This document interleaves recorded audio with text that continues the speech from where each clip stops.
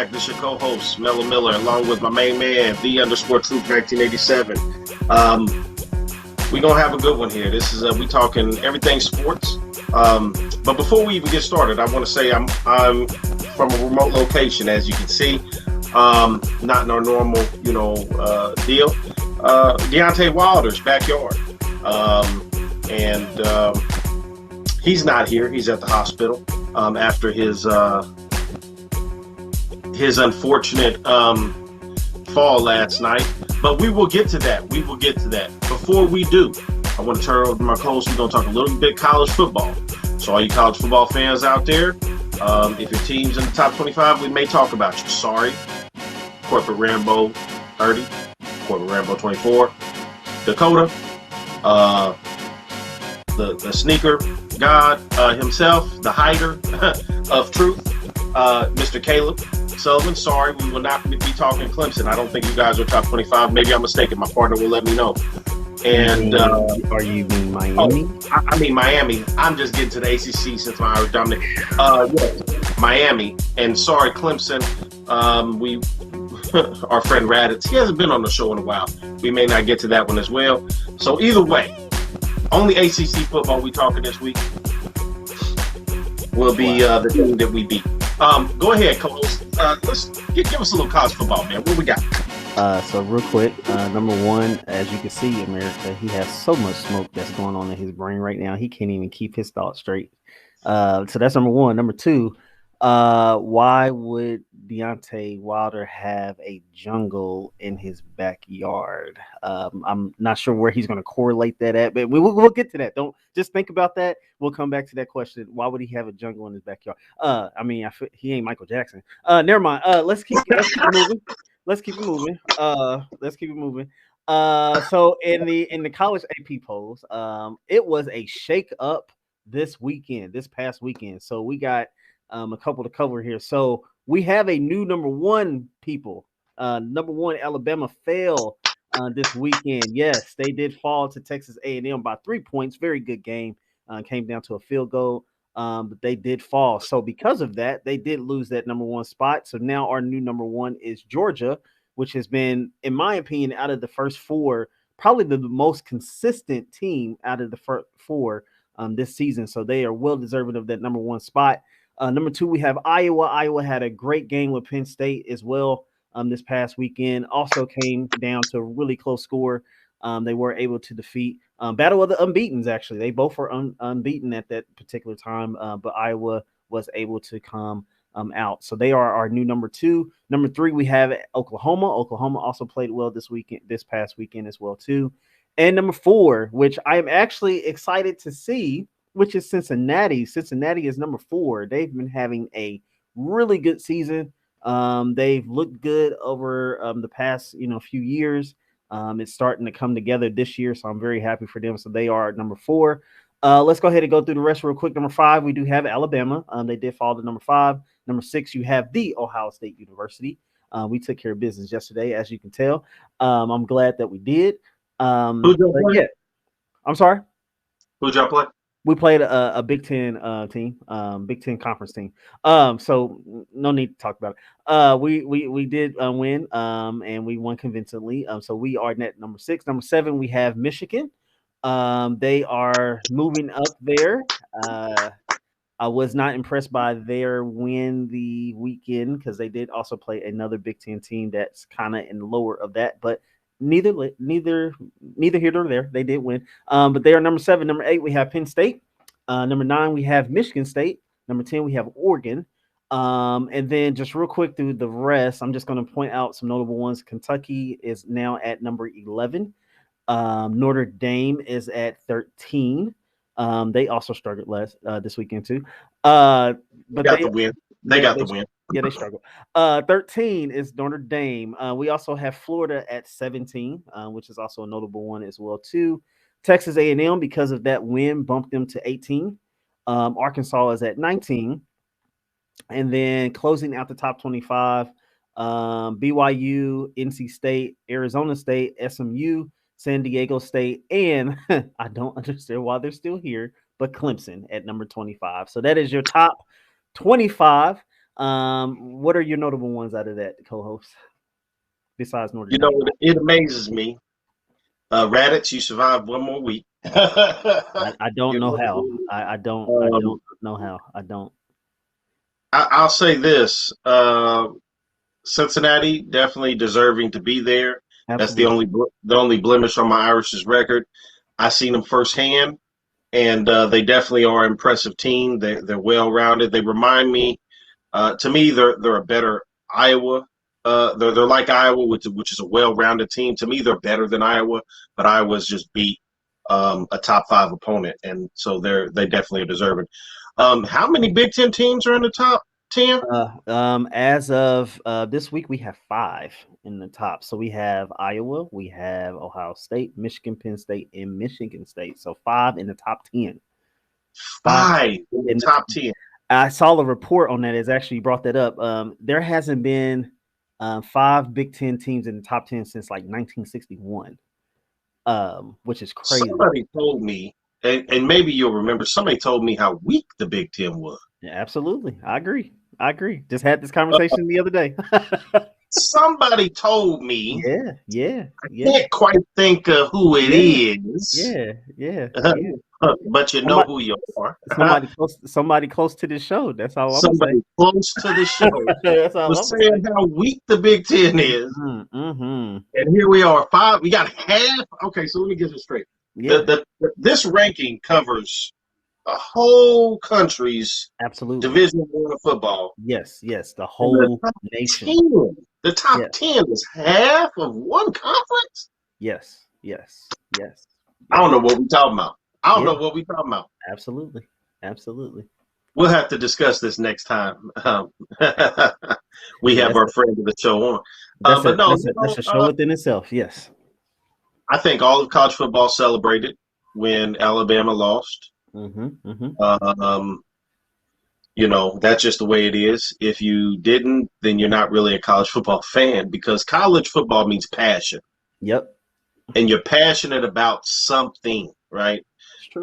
And it's usually not the name on the back of the jersey. It's normally the name on the front. You love or you hate that name. Yeah. And unless you are rooting for Alabama, what are we talking about? Absolutely.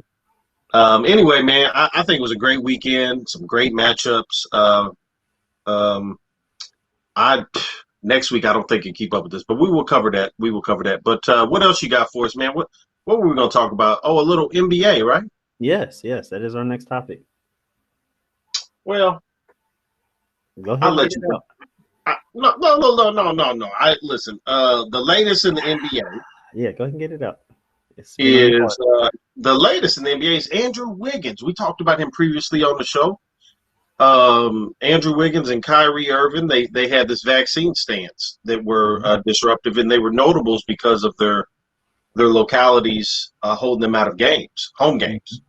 You couldn't practice, couldn't participate. So we have some updates here. Andrew Wiggins, he's gotten vaccinated, so he is now able to be on board. The Warriors got strengthened.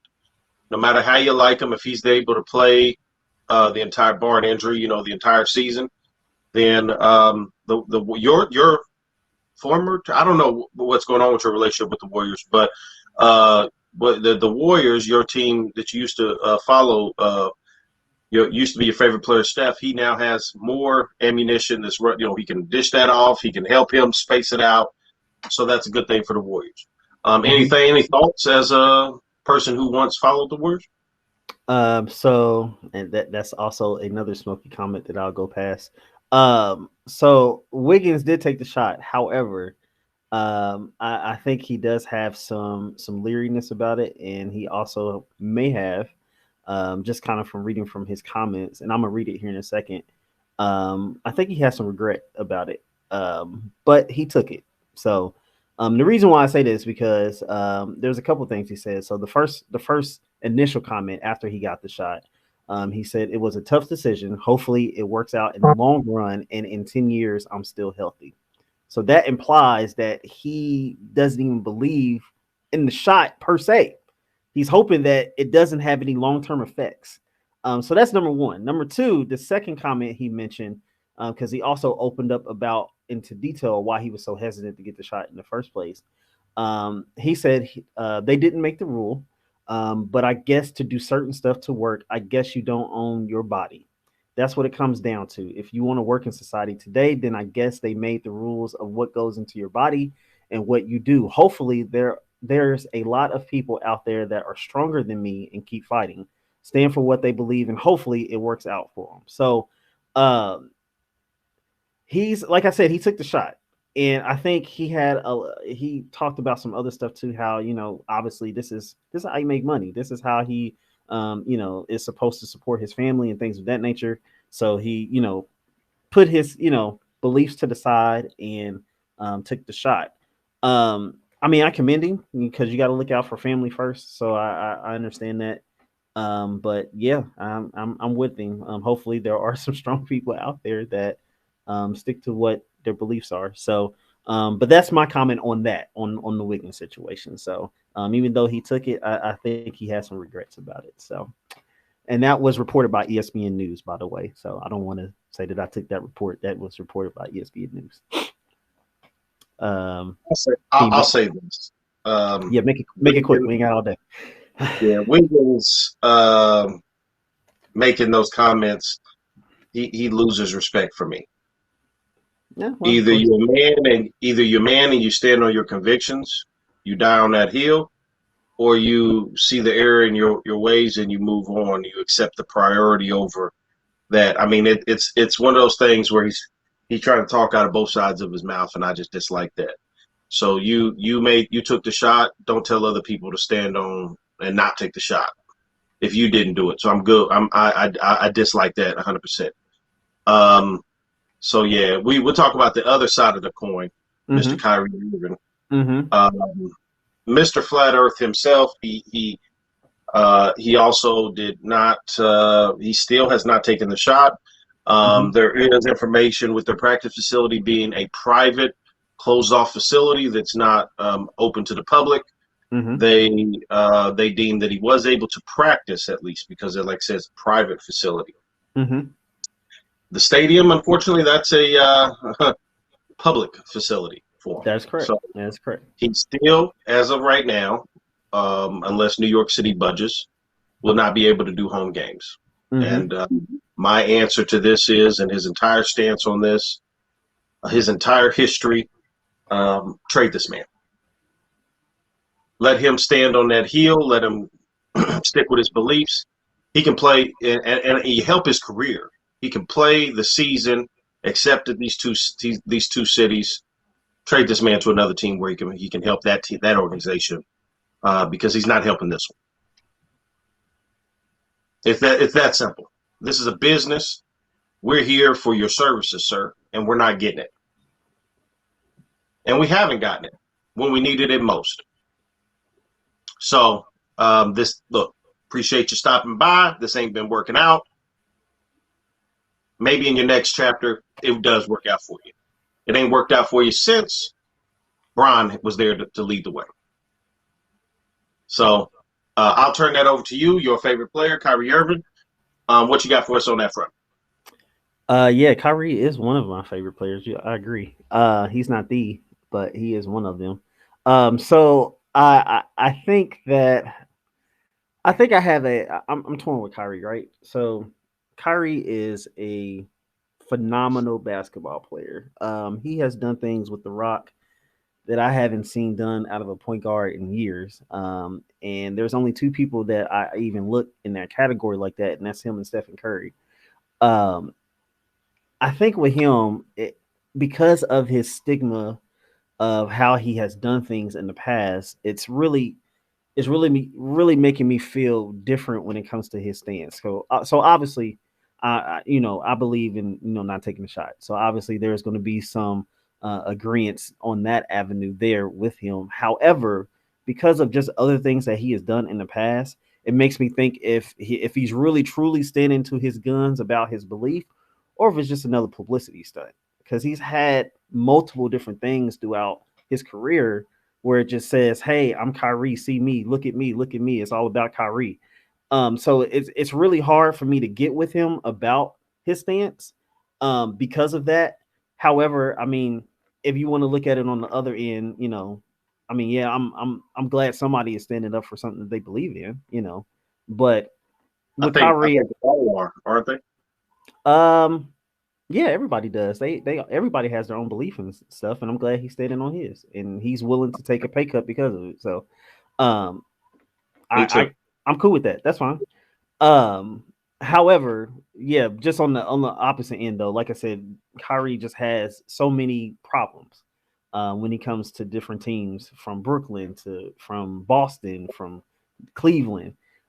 He's always had something that has caused the organization to look at him differently.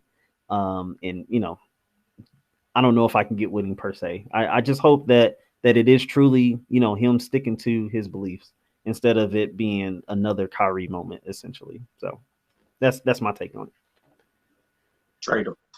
Um, we had a heavyweight championship fight last night, it. We did, yes, yes. and it was epic. I ain't gonna lie to you. It was Great, great fight. it actually was great from start to finish. Mm-hmm.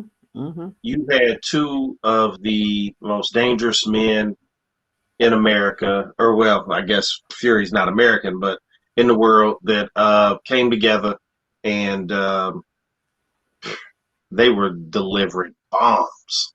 Yeah, back and forth. What they call my boy the Bronze Bomber? The Bronze Bomber Bomb Squad. I'll tell you one thing. Fury has a jaw. Man. He has a jaw. Wilder has a jaw too. Not like Fury. But I want to say that I don't know if Fury hits as hard as Wilder. I'll say this from kind of what I saw. Um, Fury definitely took some hits. Let's not keep that, let's keep that in perspective. He took some hits, but I think because of the way I saw something different in Fury that I didn't see in Wilder, and even though he got knocked down a few times, he was still controlled. Like he wasn't sloppy. He wasn't, just flailing and moving back and forth, just sporadically. Like he had some technique. And even though he took some hits, I don't think he took the full force of Wilder's hits because of how he was, kind of ducking and moving in the ring. So I guess it's a twofold thing. I mean, it's cool because Wilder still got some power that even if a little bit connects with you, you're going down. However, I think Fury did a good job with his defensive tactics as well too. So that way he wasn't getting the full force of Deontay Wilder. But yeah, I totally agree. The Fury, I'm I gonna don't know. disagree with you. I don't Disagree know. with you. Go ahead. Go ahead. You, Fury's punches and his head had technique, and they were together, and they weren't all over the place. But his back was all over the place. That you could see every pound he put on to be on close to 300 pounds. well, well, I'm so look, and the camera. I wished it was from a different angle because all I seen a lot of the fight was side to side, up and down, and it, not talking about his head or his hands or his defense. That was his backpack. well, well, well. Wilder, what were you thinking? You can't even. He started out with body shot, body shot, body. What do you can't get to his body? Wow. Wow. Wow. That affected him though. I think that's why he went down a couple times. The body shots. He went down because he took that to the dome and he Wow. didn't quite fully defend it. Look And at that his one body. hit, Look, boom, look, that's where the jaw is. look at the man's body. It was bruised. It was red. He took some shots. Now it may not have done as much as it would have did to Wilder, but he took some shots. He took some shots. I think if Wilder would have stuck to that technique when he did in the first two rounds, he was literally he was reminding me of like a Mayweather, because Mayweather is not going to just come straight out and try to KO you. He's going to pick you apart, hit your body, hit you up top, low, And then if he sees an opening, he's gonna go in for the haymaker. But Wilder like started out that way, and then he just literally after he got hit, he lost himself. Like he literally started going for haymakers every single time. You can't do that against a heavyweight like that. He did do that. If he did go for power punch every time after the first couple rounds. But I would say this about his first couple rounds: his jab was ugly. I didn't like where his head placement was. He overextended trying to reach for the jab, and I think he would have got knocked out. He stuck with that. He would have got knocked out sooner. That head was out there with no. It already got no defense, but at least it's back. He's extended without any type. I mean, I'm telling you, it's the weirdest jab you ever seen. It wasn't in his base and just jab. He fully lunged with his jab. That's a terrible jab that he had those first couple rounds. Even if they were hitting his gut of this man, it was terrible placement, especially somebody like Fury. Fury felt him out. That experience, he felt his game plan out that first round, and from that point, boom, boom, boom. That fourth round was really nice, though. They both went down. Points. You know, a lot of times you'll see heavyweights, and it'll be, you know, you don't quite get this kind of show. Yeah. This was the show of a low man. What was you saying? I was gonna say, well, normally with heavyweights, they don't even go to the 11th round. Normally, it's over with before the 8th, 7th. Somebody's knocked out by that time. So did Wilder go? Was he there in the 11th? His body was, yeah. His body was. I seen a soulless eye. Oh, like, yeah, he got his bill rocked a few times. So I don't think he was right since the 7th or 8th. He really wasn't quite. He looked empty inside. Yeah. But I think it was, you know, I'm gonna put some of that on Fury, but some of that was the extra weight he put on. He was absolutely tired. Well, he was so tired. Yeah. I mean, he was so tired he didn't know who he was. That was the emptiness behind him. This is the heaviest that he's ever been. So I mean, I wonder. I obviously I'm gonna put something on him, but I wonder what his camp was like doing. That's what I want to know. Like, what was his team doing with him, especially with somebody who's not used to this weight? I think he intentionally put this on to try to compete, but yeah, I don't know. It was the best fight I've ever seen Wilder fight. So absolutely. Real quick before we finish up, because I know we're coming up against it. Yeah, we got to wrap it up. What do you? Because I had this conversation with somebody. What do you think this does for Wilder's career, like his legacy? Obviously, we have different heavyweights that have went down. I mean, even Mike Tyson has went down before. What do you think? What do you think this does for Wilder's legacy? I think it does exactly what it. Listen, America. I'm not putting them on the same platform, so understand this. I'm not. They're not the same. But I think it puts it like a Larry Holmes type situation. Okay. Larry Holmes trilogy he had with Muhammad Ali, but he didn't come out that a victor. Yeah. And I think that charismatically, Fury beats Wilder. I think in the ring, Fury beats Wilder. I think just everything about that sport that you want out of a fighter, Fury is beating Wilder in from a fan perspective. And Holmes is sometimes the forgotten man from the average Joe, not from a historian like myself, but from the average Joe, because Muhammad Ali was so superior in a few different things, except for that boom, boom, that hard-headed power, right? And I think that historically for this era only, not all time, Wilder will go down similar to that, where he's in that shadow, and I don't think he'll ever come up out of that. And that was Holmes' fight with Ali. So I think that's the best comparison I can make. Again, I don't want the comments. I don't want the feedback. I'm not saying that he's Larry Holmes. He's not. But that's what I got from that. Well, I think for me, just real quick, I think for me, it doesn't. I don't think it affects anything. If anything, I think it's a more of a respect for it, because I mean, he lasted 11. He fought the man 3 times, and really the only person that has his number is Fury. That's it. There's no and other. He lost 3 times. Yeah, no, he lost twice, not 3. But he's literally Fury is the only person that has Deontay Wilder's number. There is no other heavyweight in his class that has beat him. So I think it really there's a mutual respect there, and I think he's still a great heavyweight. So, you don't think so?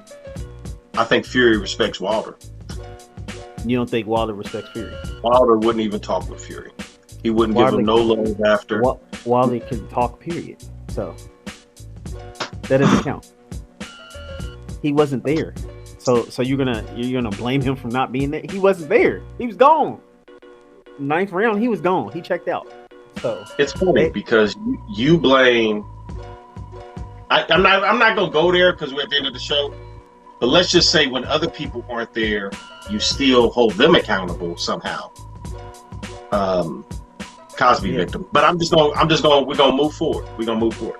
Yeah, because you're trying to bring up stuff. You've been itching for a fight this past few days, and I'm not gonna give it to you. So, with that being said, yeah, we're gonna go ahead and wrap up for today. Thank you so much, everybody, for listening to our sports take today. At the end of the show, we definitely appreciate it. You can definitely reach us back here again next Monday from 10 to 11 a.m. on JQLM Radio. You can also reach us on YouTube and Facebook at the Morning Smoke Podcast. Also can see us at Spotify and Anchor.fm. So until next time, thanks for listening to us. We'll see you next week. Peace out. Peace.